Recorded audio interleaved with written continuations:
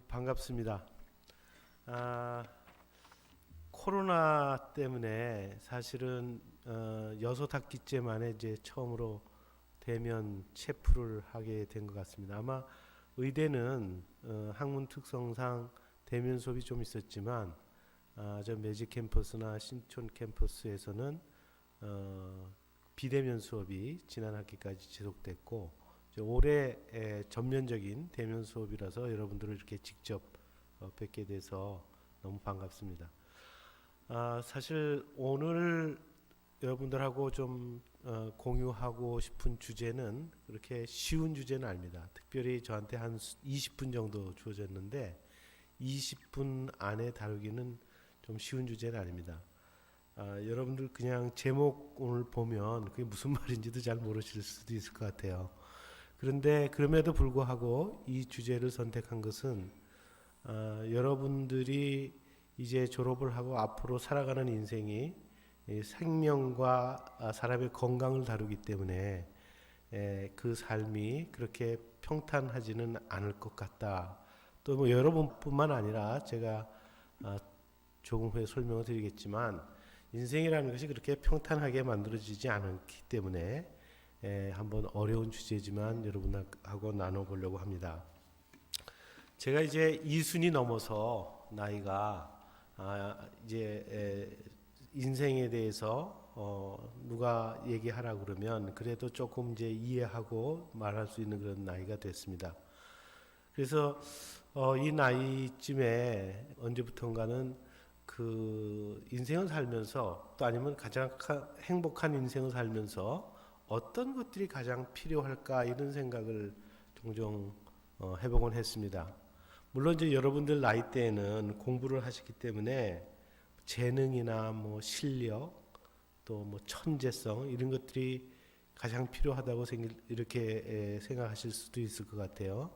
근데 조금 이제 더 살아보면 인생에 필요한 건 운이다라고 생각하시는 분들도 있을 거고 또 뭐 뭐니 해도 뭐 물질적인 부가 중요하다고 생각하는 분들도 있을 것 같습니다. 근데 저는 조금 다른 관점에서 좀 생각하고 있습니다. 저는 인생을 살면서 정말 필요하고 중요한 것은 정신적인 상태, 올바른 정신적인 상태와 어떤 정신적인 기질 이런 거라고 오래전부터 생각을 했어요. 그래서 제가 학생들을 볼 때나 또 아니면 뭐 저 인간관계 속에서 사람을 판단할 때 그 사람이 어떤 정신적인 질을 가지고 있는가 이런 것들을 판단하고 이 사람이 얼마나 앞으로 행복하게 살 것 같다 그렇게 재미삼아서 생각한 적이 있습니다. 그런데 지금 말씀드린 정신적인 상태나 정신적인 질이라는 게 굉장히 조금 이렇게 명확하게 정의하기가 어려웠는데 채플 강의 요청을 받고 이 주제로 하겠다고 마음먹은 다음에 좀 더 구체적으로 적확한 단어를 좀 찾고 싶었어요. 근데 제가 우연히 그 안도 다다오라는 건축가인데요. 오늘 그분이 주제입니다. 그분이 제가 말씀드릴 그 롤 모델인데 그분 자서전을 읽다 보니까 그분의 삶을 요약할 수 있다면 한 단어로 요약할 수 있다면 아마 그게 일본 말을 이제 한국어로 이렇게 번역했는데 그 단어가 나오는데 그게 완감함이라는 단어였어요. 그래서 그 전체 그 사람의 삶을 보고 내가 찾던 단어가 이 단어구나. 완강함이라는 단어구나. 이렇게 생각하고 사전을 보니까 또 사전에는 좀 제가 그 원했던 단어는 아니에요. 그냥 성격을 이렇게 얘기하고 있더라고요. 기질이 꿋꿋하고 고두며 고집이 센. 뭐 그건데 그런 건 아니었어요. 그래서 이제 영어 단어를 좀 찾아보려고 했죠. 영어 단어 우리 한글이 지금 그 영어보다는 단어 수가 한 2분의 1보다 훨씬 적기 때문에 적확한 이런 그 어떤 상황을 표현하는 단어가 모자랄 때가 있거든요. 그래서 제일 처음에는 찾았던 단어가 perseverance라는 단어인데 최근에 다시 보니까 그것보다 더 좋은 단어가 있더라고요. 그릿이라는 단어가 있는데 그게 뭐냐면 불굴의 정신 이런 거였고 또 최근에 무슨 이렇게 유튜브 보다 보니까 버티는 멘탈, 뭐 이게 더 가까운 것 같아요. 그래서 안도 다다오가 이 완강함이라는 거에 대해서 또 표현한 걸 보면 가혹한 현실에 직면해서 결코 포기하지 않고 강인하게 살아남으려고 분투하는 정신, 이게 완강합니다. 이렇게 표현을 했어요. 그래서 이런 겁니다. 그래서 뭔가 좀 이렇게 불굴의 투지를 가지고 버텨내는 그런 그 기질, 정신적인 기질을 완강함이라고 한다면, 정의한다면, 근데 이 완강함이 왜 필요할까 이런 거죠. 왜 필요하냐면 그 인생을 어떻게 정의하느냐에 따라서 틀린 것 같아요. 곰곰이 24시간을 이렇게 분석을 해보면 인간이 그냥 생존을 유지하기 위해서 먹어야 되고 자야 되고 이런 것들을 반복하는데 적어도 뭐 반은 아니더라도 3분의 1은 훨씬 넘게 쓰는 것 같고, 또 일상생활을 유지하려면 경제적 수단이 있어야 되잖아요. 그래서 그걸 얻기 위해서 직업도 갖고 이렇게 되잖아요. 그래서 이런 경제적 수단을 얻는 일에 또 대부분을 쓰는 것 같아요. 그런데 이런 일들은 가만히 보면 다 재미없는 일입니다. 힘든 일이고 심심하고 어떨 땐 괴롭고 슬프고 이런 일들이에요. 그러니까 이런 일들이 어떤 사람은 인생의 한 30%를 차지할 수도 있고 어떤 사람은 99%를 차지할 수 있지만 대부분은 우리 인생이 이런 재미없고 힘들고 이런 일로 구성되어 있는 거고, 물론 만족과 성취 같은 걸 느껴서 즐거움이나 행복을 느끼는 것도 분명히 살다 보면 얼마간 있습니다. 근데 그게 30%가 될지 1%가 될지는 뭐 사람마다 틀리겠지만 하여튼간 인생을 보면 전체적으로는 대부분 심심하고 힘들고 이런 거고, 그 다음에 아주 조금 행복하고 뭐 기쁘고 그런 것 같아요. 저는 이 생각을 아주 오래전부터 근거 없이 했던 기억이 있습니다. 제가 박사 과정을 할 때 칠레 친구가 있었는데 이 자기 여자친구를 이제 만들기 위해서 저기 콘서트에 이제 여자친구를 초대했어요. 그 핸델 메시아라는 건데 여자친구가 안 나타났어요. 그래서 저보고 전화를 해가지고 빨리 나오라고, 지금 표가 하나 있으니까. 그래서 그래도 공짜 표고 해서 콘서트를 들어갔었는데 뭐 좀 무식하기도 했지만 이 합창곡인데 1시간 동안 죽는 줄 알았어요. 너무 재미가 없고 단조롭고 뭐 이상하고. 근데 마지막 부분에 가서 할렐루야가 파트가 나오는데 그거는 좀 들었던 기억이 있어서 즐겁고 좋더라고요. 그 다음에 또 다시 또 재미없는 걸로 들어가서 1시간 반 이상을 끝냈는데, 끝나고 이제 집에 돌아오는 길에 핸델이 그렇게 그런 마음으로 작곡했는지는 잘 모르겠으나 인생이라는 것이 이렇게 그렇게 재미없고 없게 지속되다가 할렐루야 파트 몇 번 있고 그렇게 끝나는 거구나. 그래서 핸델이 그렇게 작곡했나 이런 생각을 했었습니다. 그때부터 그런 생각을 했었습니다. 근데 이제 제가 경제학을 이제 올해 한 30년째 하게 되는데 경제학자로서의 인생을 보는 관은 그렇습니다. 세상 사람들이 많은 그 욕망과 욕심이 있는데 그 욕망과 욕심을 채워줄 수 있는 자원은 한정되어 있고 또 그 자원을 서로 가지려고 경쟁하다 보니까 삶이라는 게 순풍의 돛담배처럼 항상 순조롭게 살아갈 수는 없는 거고, 또 매사가 뜻대로 되지 않는 게 아마 일반적일 것입니다. 아마 여러분도 뭐 그렇게 아주 오래 살지는 않았지만 동의하실 거라고 믿습니다. 제가 아까 말씀드렸던 안도 다다오도 그런 자서전의 표현을 쓰고 있습니다. 삶이 늘 평화로울 수 없다는 것을 날마다 실감하며 살고 있다. 그런 거죠. 우리가 이렇게 어렵고 힘들고 이런 생활 속에서 우리가 이 삶을 어떤 정신적인 아까 상태나 질을 가지고 있느냐에 따라서 그냥 그 삶 속에서도 행복하게 살 수 있기도 하고 항상 푸념하고 힘들게 살 수도 있습니다.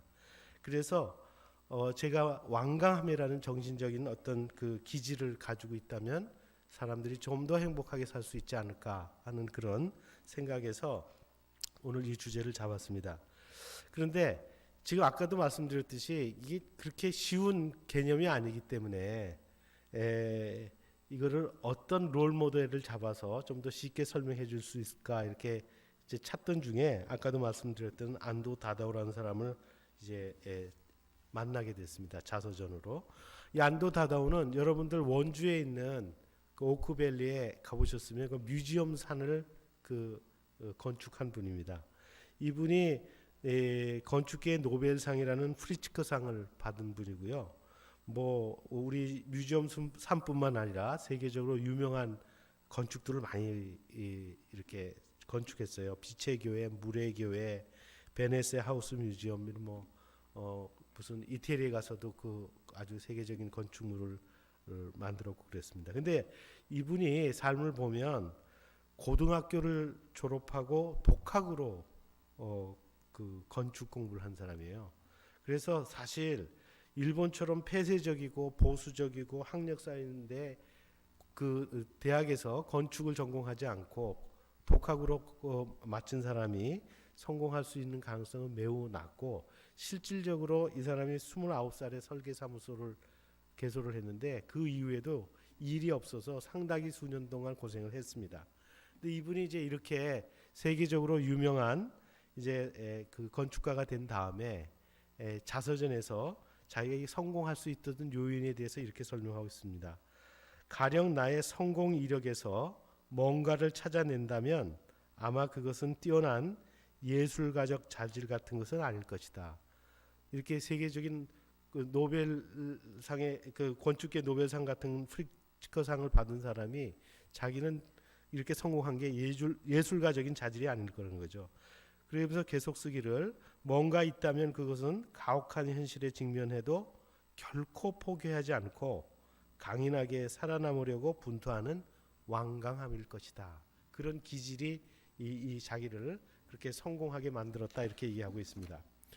다음에 이제 그렇다면 우리가 이런 완강함이라는 그 정신적인 기질을 어떻게 우리가 가지고 기를 수 있을까 하는 것이 따르는 질문일 텐데요. 오늘 저는 간단하게 두 가지만 얘기하려고 합니다.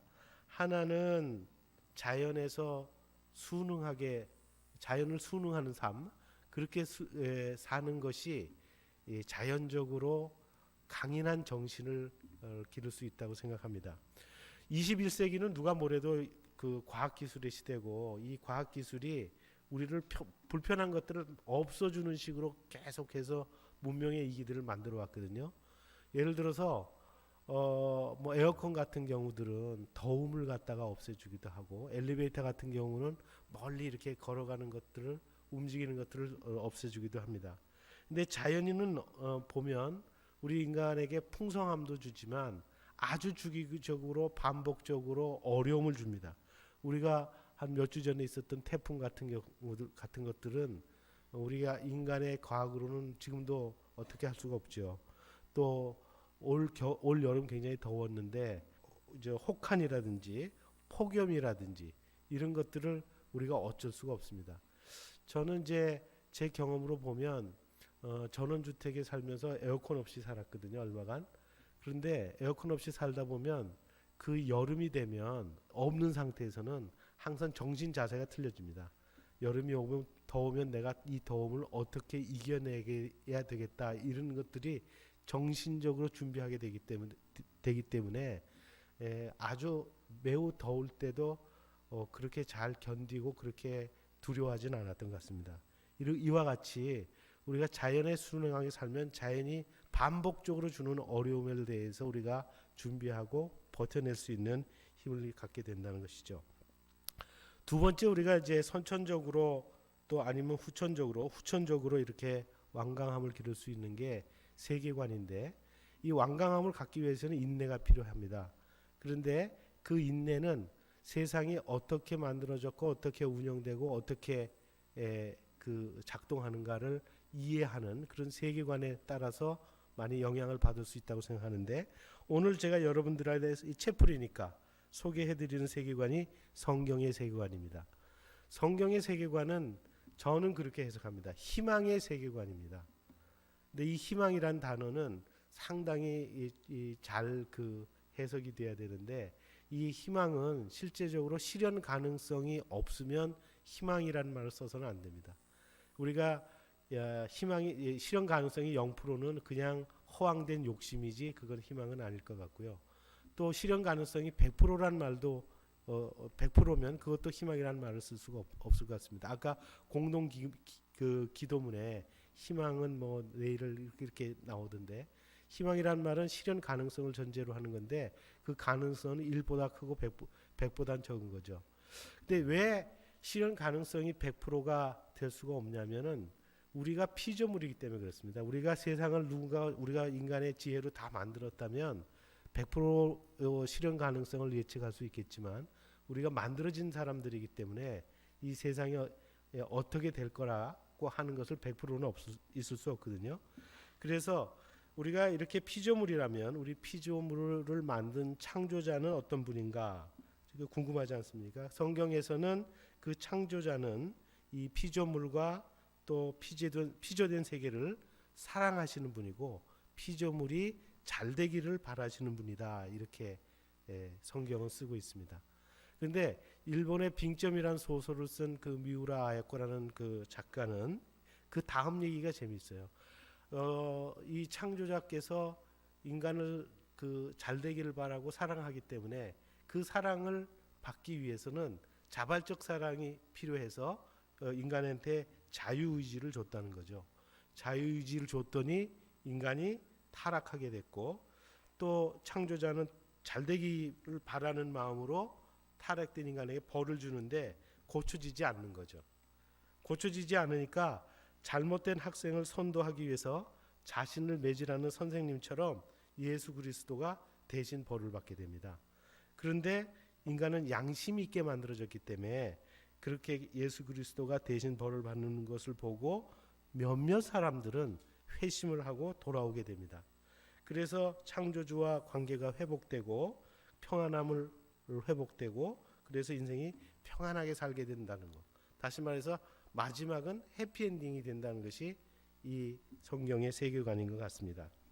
그래서 이런 세계관을 가지고 있는 사람하고 그렇지 않은 사람하고는 참을 수 있는 정도가 많이 틀립니다. 왜냐하면 언젠가는 다 잘 될 것이기 때문에 그 언젠가가 있기 때문에 궁극적으로 언젠가가 잘 된다는 그런 믿음이 있으면 거기까지는 이제 참게 되는 거죠. 안도 다다오가 정말 이런 믿음을 가지고 있었을까가 제가 굉장히 궁금했어요. 왜냐하면 제가 보기에 이 사람은 뭐 교회도 짓고 했지만 절대 그 기독교인은 아니었는데 이분이 놀랍게도 자서전에서 여러 가지 표현을 해놓는데 희망 그다음에 뭐 빛 이런 말을 많이 씁니다. 근데 이분은 평생에 장기 5개를 절제하는 수술을 한 사람이에요.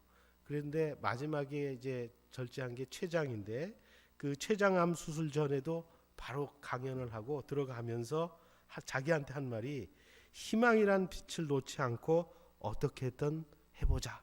그리고 제일 처음에 자기가 건축가의 길을 들었을 때도 이런 또 비슷한 말을 합니다. 미래에 대한 희망을 추구하면서 살아야겠다. 그러니까 이분은 그런 세계관이 있었던 것 같아요. 희망을 전제로 한 믿음을 가지고 궁극적으로는 잘 될 것이라는 그 믿음이 있었던 것 같아요. 그래서 보면 건축주라든지 정부 당국이 이제 여러 가지 그 건축 요구를 했을 때 상당 부분은 그 건축주대로 해주지 않았어요. 근데 그러면서도 버틸 수 있었던 것이 이 정신적인 완강함을 가지고 있었던 게 아닌가 싶습니다. 이렇게 완강함이라는 정신적인 기질을 가지게 되면 어떤 변화가 일어나는가를 좀 설명드리고 싶은데 이게 이제 포기하지 않고 강인하게 살아남으려면 정신이 강해질 수밖에 없기 때문에 완강함을 시험 삼아라도 몇 번씩 하게 되면 의지가 생기고요. 그 다음에 이런 현실에서 의지를 갖다가 실험하는 그런 것들이 몇 번 반복해서 성공을 하게 되면 그 의지가 신념이 됩니다. 그래서 완강함을 익숙하게 가진 사람은 의지와 신념을 가진 사람이 되는데 제 전공이 이제 기술경제학 쪽인데 세상에서 위대한 모든 그 발명과 발견에는 의지와 신념이 없이 된 것들은 없습니다.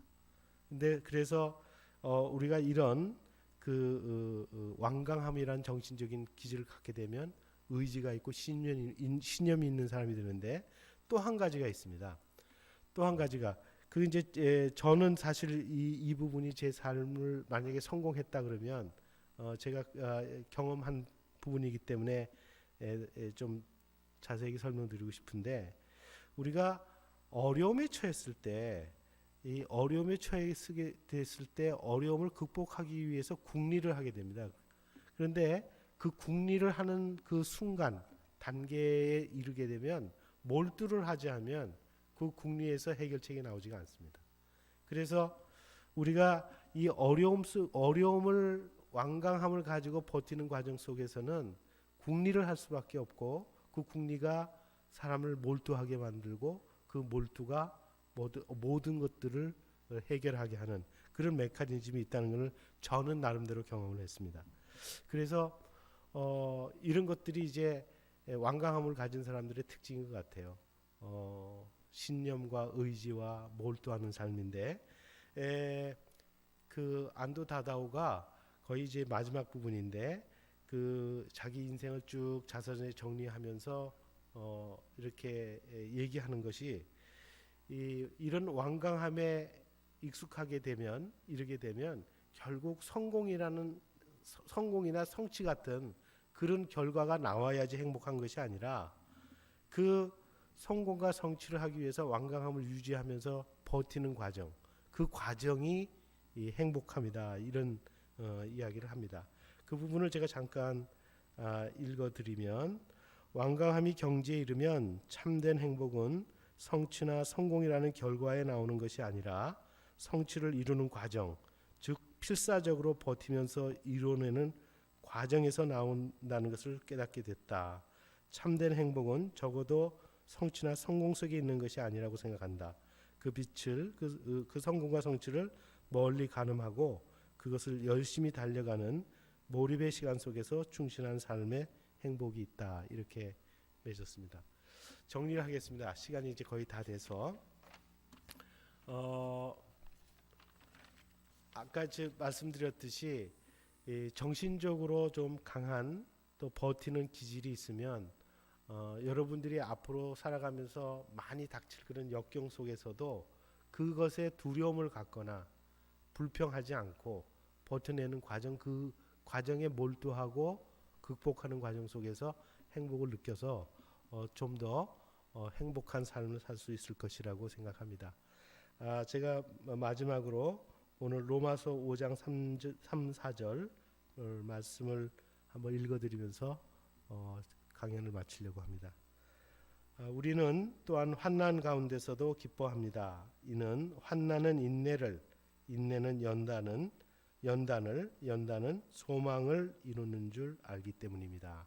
여러분들이 좀 더 강한, 투철한 그런 정신적인 기질을 가지고 행복한 삶을 살아가게 될 기원합니다. 감사합니다.